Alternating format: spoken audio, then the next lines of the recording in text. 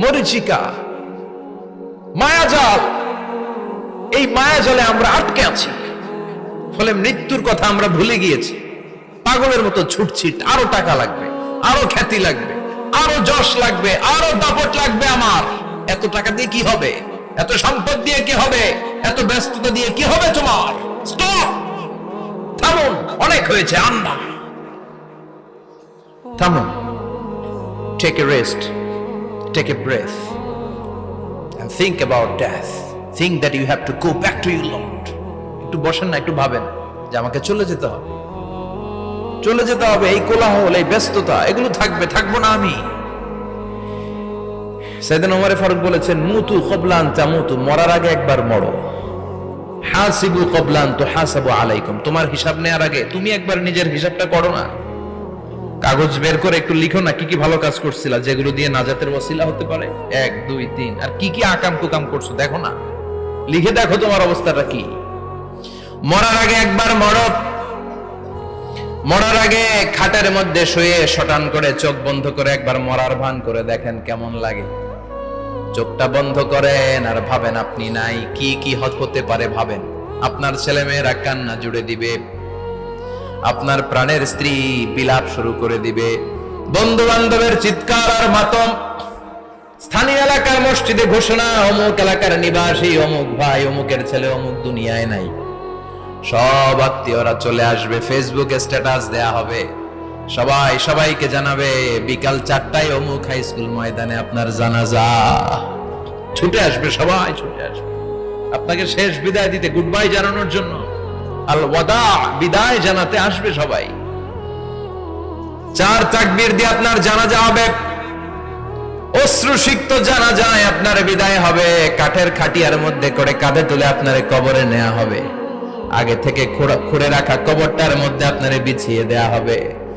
বাঁশের কচি দিয়ে তার উপরে মাটির চাপা দিয়ে সব চলে যাবে। ভাবেন না একবার চোখ বন্ধ করে, this is the circle of life, this is the nature of life. এটা সবার হবে, আমার হবে, আপনার হবে। এত মায়া, এত ভালোবাসা কই যাবে? কেউ থাকবে না, সবাই আপনার অন্ধকার কবরে রেখে দিয়ে চলে আসবে। উপরে বাঁশের কঞ্চি, তার উপরে মাটির চাপা, অন্ধকার আর অন্ধকার।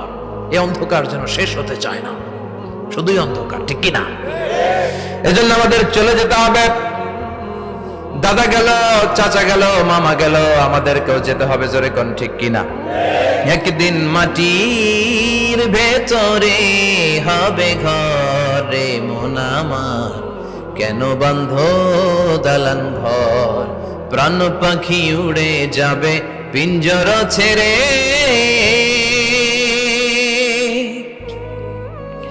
ধরা ধামে সবই রবে, তুমি যাবে চলে।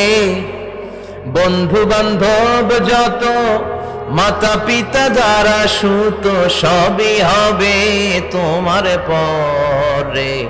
মন আমার কেন বন্ধ দালান ঘর, একদিন মাটির ভেতরে হবে ঘরে মন আমার, কেন বন্ধ দালান ঘর, ঠিক কিনা? সব করে থাকবে, চলে যেতে হবে আমাদেরকে।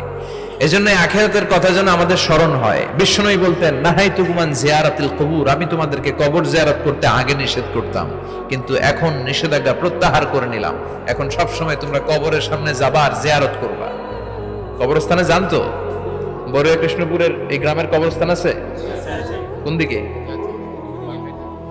পূর্ব দিকে আছে, গোখরার জলের ওদিকে। যান আপনারা, একটু যাবেন, একটু গেলে আখিরাতের কথাটা স্মরণ হবে। ওখানে ছোট শিশুরা শুয়ে আছে, কিশোর যুবকরা আছে, আপনার মতো তাগড়া যুবক মুরব্বীরা আছে। এরা এই এলাকায় থাকতো, এরা আকাশ থেকে নেমে আসে না, এই এলাকার সন্তান আজ নাই। একটা সার্টেন পিরিয়ড শেষে আপনিও থাকবেন না। This is the nature of life, this is the circle of life. ছোট্ট শিশু হয়ে এসেছিলেন, শৈশব, কৈশোর, যৌবন, প্রৌঢ়ত্ব।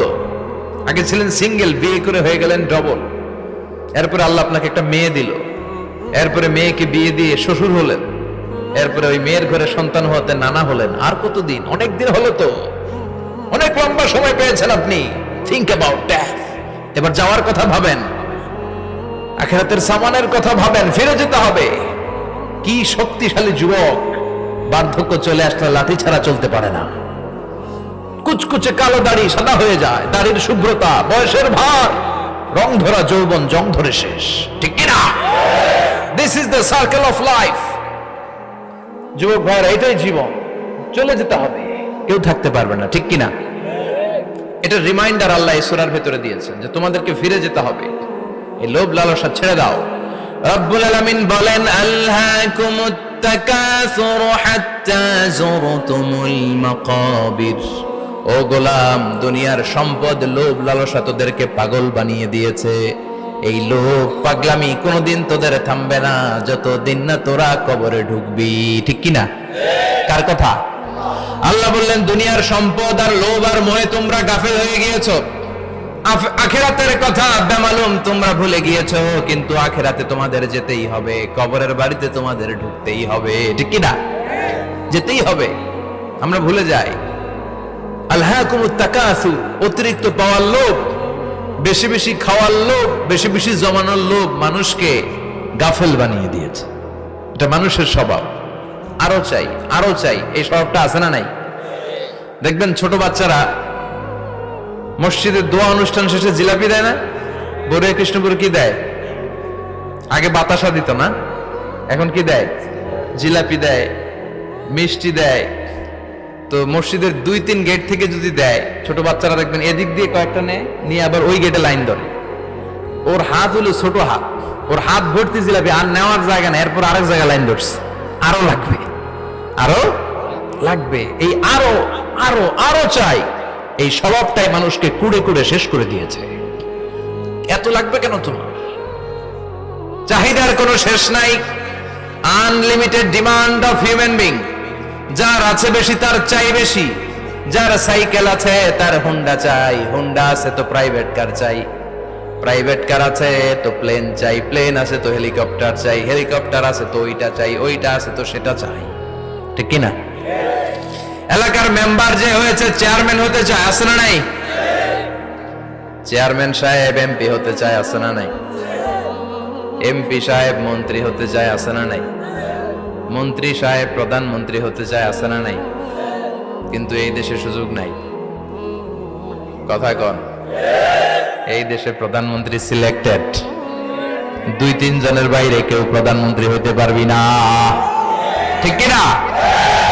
আমার এই জীবনে তো আমি 2-3 জনই দেখলাম। বেগম খালেদা জিয়া, মাননীয় প্রধানমন্ত্রী শেখ হাসিনার ছোট্টবেলা দেখেছি এরশাদকে, আমরা তখন ছোট। তো মানুষের চাহিদার কোনো শেষ নাই, যার আছে বেশি তার চাই বেশি। এজন্য বিষ্ণু বলেছেন, উনজুরু ইলা মান হুয়া আসফালা মিন, তোমার চেয়ে যে খারাপ আছে ওর দিকে তাকাও। ওয়ালা তানজুর মান হুয়া আ'লা মিন, তোমার চেয়ে যে ভালো আছে ওর দিকে তাকাও না, তোমার চেয়ে যে খারাপ অবস্থানে আছে ওর দিকে তাকাও। অনেকে নিজের অবস্থান নিয়ে সুখী না, এরকম আছে না নাই? আল্লাহ আমার এটা দিল না রে, ওইটা দিল না রে, পাইলাম না রে, কিচ্ছু হয় না, কি করব জীবন, হতাশ। আসলে আছে কিন্তু অনেক, কিন্তু শুকরিয়া নাই, ডাকাত, ঠিক কিনা? নিজের অবস্থান নিয়ে সুখী না, কিন্তু অনেক লোক আছে তারা আপনার অবস্থানে পৌঁছতে চায়। তাদের দিকে তাকিয়ে দেখেন, আপনি যে অবস্থানে আছেন এই অবস্থানে পৌঁছাটা অনেকের কাছে স্বপ্ন। তারা প্রতিনিয়ত সংগ্রাম আর স্ট্রাগল করে যাচ্ছে আপনার অবস্থানে পৌঁছতে, আর আপনি এটা নিয়ে সন্তুষ্ট না। শেখ সাদির নাম শুনেছেন? বালাগাল উলা কাশাফাত দুজা, এই কবিতাটার রচয়িতা, ইরানের বিখ্যাত এক কবি। উনি একবার আর্থিক সমস্যার মধ্যে দিয়ে সময় কাটাচ্ছেন, টাকা নাই, পয়সা নাই, পায়ে দেওয়ার মতো জুতা নাই।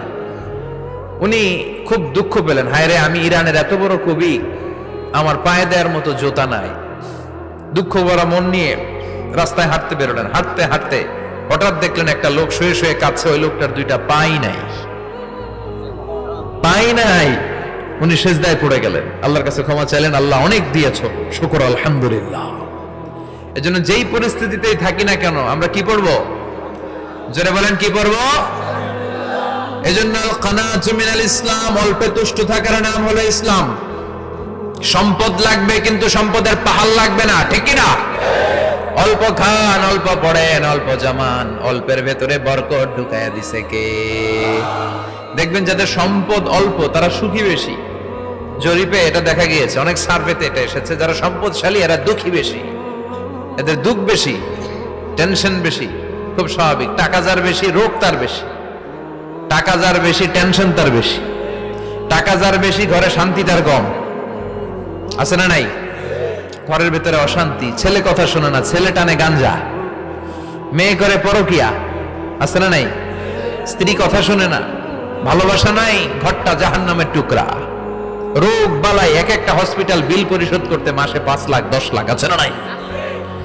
কিছু খেতে পারে না, ডাক্তার একেবারে ডায়েট মেনু বেঁধে দিয়েছে। Diet, very diet menu. এটা এটা এটা এটা কিছুই খাবেন না, শুধু গরু খাবেন না, খাসি খাবেন না, চিংড়ি খাবেন না, খালি ঘাস খাবেন। ইচ্ছে মতো ঘাস খাবেন, মানে ঘাস জাতীয় যত আইটেম আছে সব খাবেন।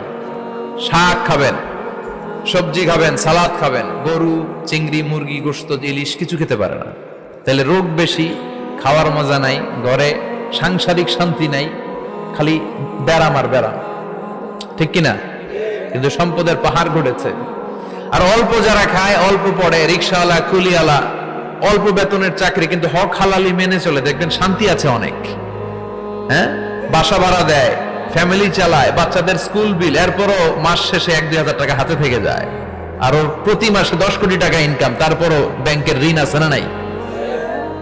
সুখ কারে বলে? কিভাবে আপনি সুখকে ডিফাইন করবেন? সুখ তো টাকায় কিনা যায় না। শান্তি টাকা দিয়ে হয় না, শান্তি দেওয়ার মালিক কে? শান্তি আছে অল্প খেয়ে শুকর করার মধ্যে, শান্তি আছে আলহামদুলিল্লাহর মধ্যে। চিল্লায় বলেন ঠিক কিনা? এজন্য অল্প খাবো, অল্প পড়বো, অল্প জামাবো। অল্পের ভেতরে বরকত দিয়েছে কে?